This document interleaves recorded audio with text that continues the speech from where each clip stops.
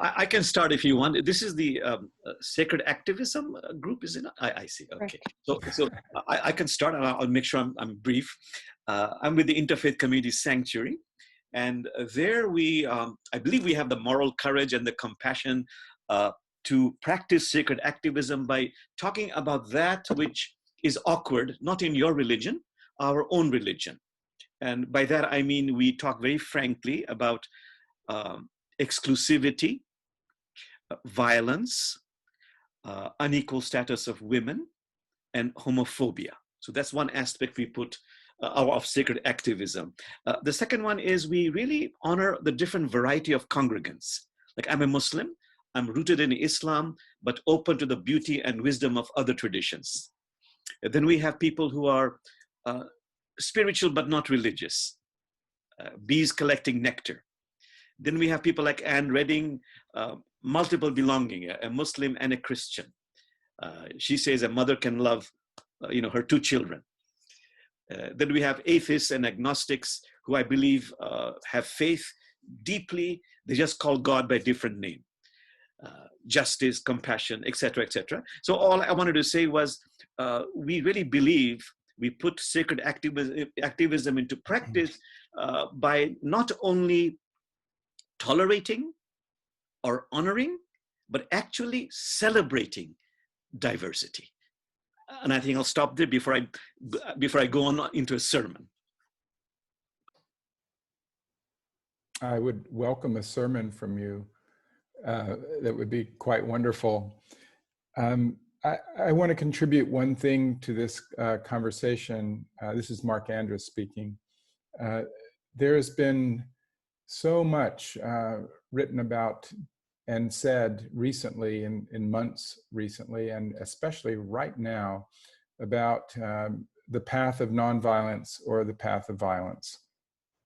And I do feel there's not enough voices raised in the positive sense about what is the path of nonviolence and how do we pursue it in terms of activism. I want to say it is a strong path. It is a path of tremendous and in fact, probably universal strength, because it is the path of love. The New Testament teaches Christians that only one thing endures. Only one thing does not wear out or cease, and that is love. So at the end of the day, and it may be a very long day, it may be a very long day, as in 400 years, or great spans of time, what will be remaining is the product of love, the work of love. St. Paul calls them the weapons of the Spirit. And so the path of nonviolent action and the force of the soul, satyagraha, soul force, is the path that I feel is the only living path that's an option for me. And so I need to pursue it. And I need to pursue it with wisdom and with strength, with consultation from everyone participating together. The great pacifist, activist, African-American Howard Thurman in this country said that protests and marches have their place, but at some point we need to use shock therapy. But by shock therapy, he did not mean rocks and guns or knives or blows. He meant that boycotts, economic pressure, that we would move to those kinds of tools if we needed to use shock therapy. We have votes. We need to make sure in the United States, I'm speaking of, that voter suppression is not part of what prevents people from exercising their right to change our country. And this is true everywhere, I think. So weapons of the Spirit, which are the weapons of love, they don't even look like weapons, and this is the only thing that will endure.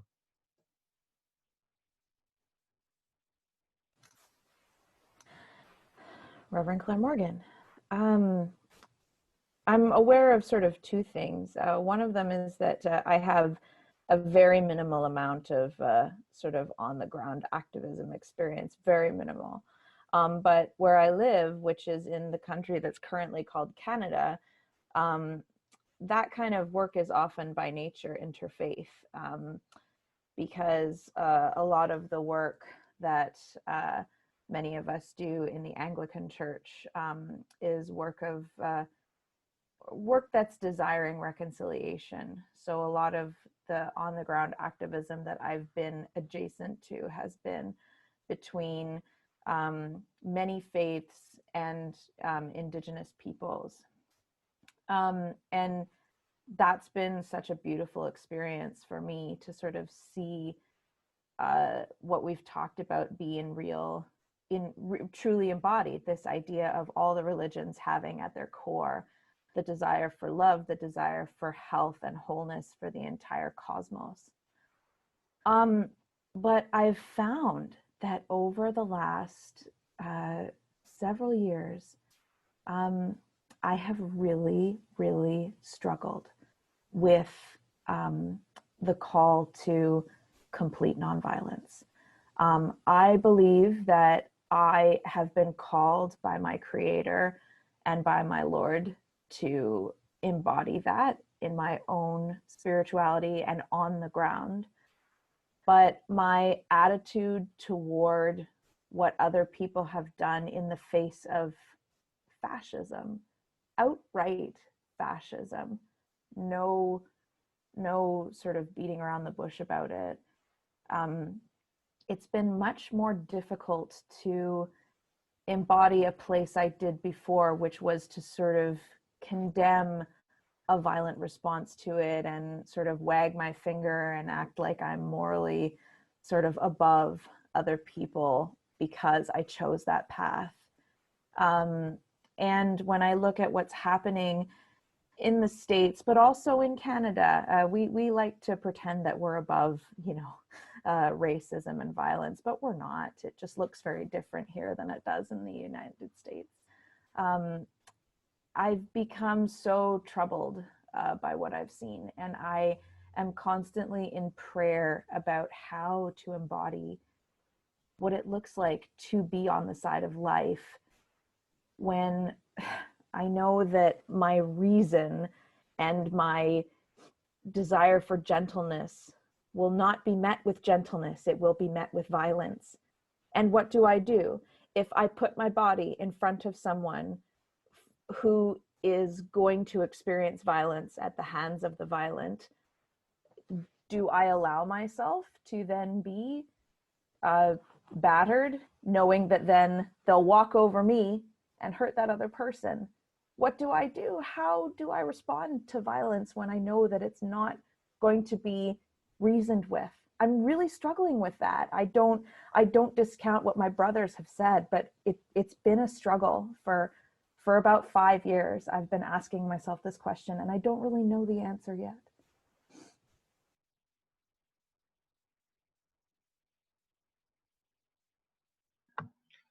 Sorry, I just wanted to say, one of the things that strikes me about what we're saying is I think that we live really slightly, it's almost like one's living a smaller version of what could be. And there's something about this emergence or this coming to something that's so at the center of what you're called to be, who you're called to be on this earth, that as you start to resonate deeply within that, then it naturally unfurls towards something where whatever you need, the capacities you need to be whatever you need to be in this whatever situation are there. And it's not as much having to think it through and work it out. It's more around allowing something to unfold. And with that thing unfolding, the sense of being able to almost expand into the fullness. And I think we live too small. I think we're much bigger and more able than we could possibly imagine. And I think that move from the sort of smaller sense of self in terms of one's spiritual, who one is, needs to be almost relinquished and coming into something that is large and able to sort of connect to obviously the divine, but in that it's big, it's much bigger than we could imagine. And I think from that we can do anything. We can do much more than we anticipate.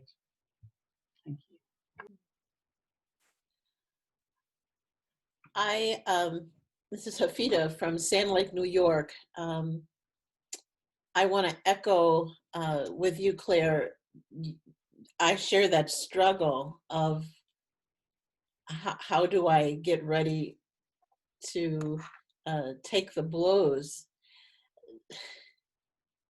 I'm not there yet, but I'm not as far away as I used to. And one of the things that comes to my mind is that I owe my very existence to people who were cursed and hit and deprived in different ways. So as I think about that, and part of how I meditate and move through the world is to truly honor my ancestors by blood, and then also all the ones who taught me through their own writings and through their art. So I ask them to go with me to honor their work, to continue their work, and it's frightening sometimes, but I'm moving closer. The other thing that I, in a way, can hide a little but not a lot is to say that my activism is what I do as a parish minister here in upstate New York. You know, that I'm trying to get the congregation to do this, that, and the other, and so I don't have to do anything, or I'm absolved with taking up something else. You can argue that either way, but for me, if I really am moving closer, that I need to for me to move into a space that is separate from what I'm asking and walking with the congregation about. So it's a struggle, and how do I keep myself alive, and how do I keep them having a minister and not do something that's going to interrupt all of that.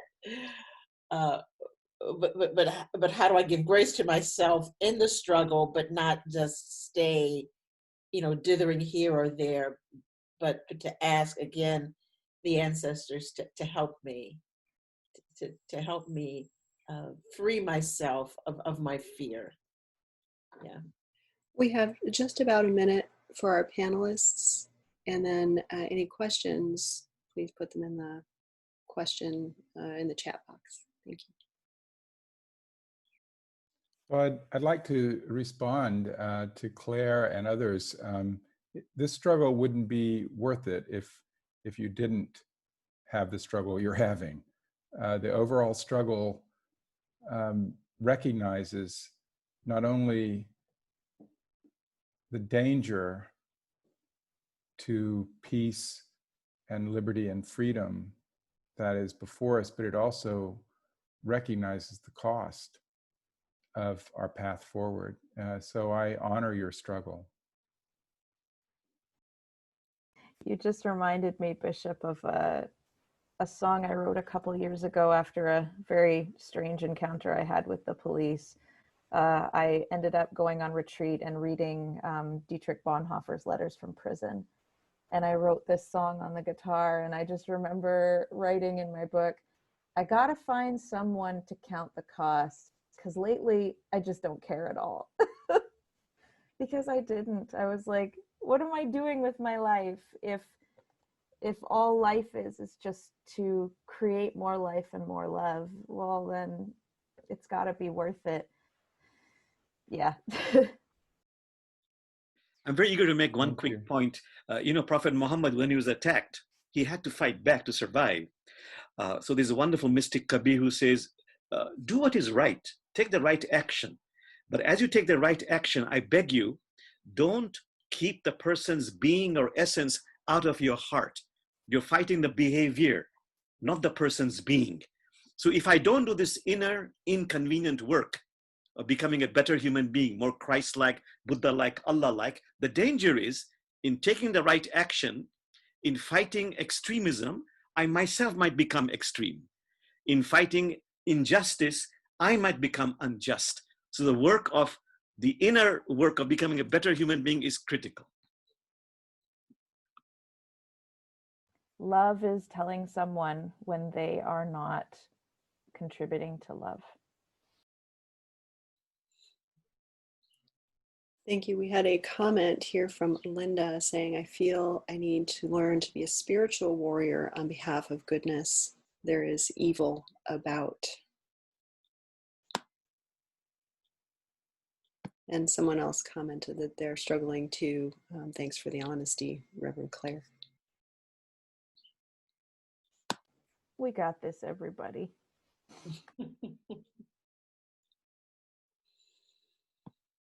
We have another couple of minutes if our panelists would like to continue to speak. We don't have any other questions at this point. I do just think it's so important to be guided by empathy and to be guided by the desire to increase love, to love someone by telling them when they are feeding hate and violence. But it's really unpleasant sometimes. I'd like to recommend a resource. There is a book and a movie, a documentary about a small village in France that resisted the Nazis during World War II and sheltered some 5,000 Jews.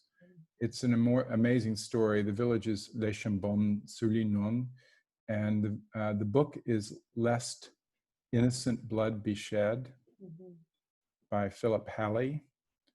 And the movie is by a man, Philippe Sauvage, and it's called Weapons of the Spirit. And he is the child of Jews who met in the village, sheltered by the villagers. And he didn't know anything about his history until he was a young adult, and then found out about his parents and investigated the background of the village, how they had the strength and the courage to be able to risk their lives to save strangers, while so many parts of Europe were collaborating or silently collaborating. It's a remarkable and moving story. Thank each of you for sharing your wisdom with us. Connie also says she appreciates the wisdom, as we all do.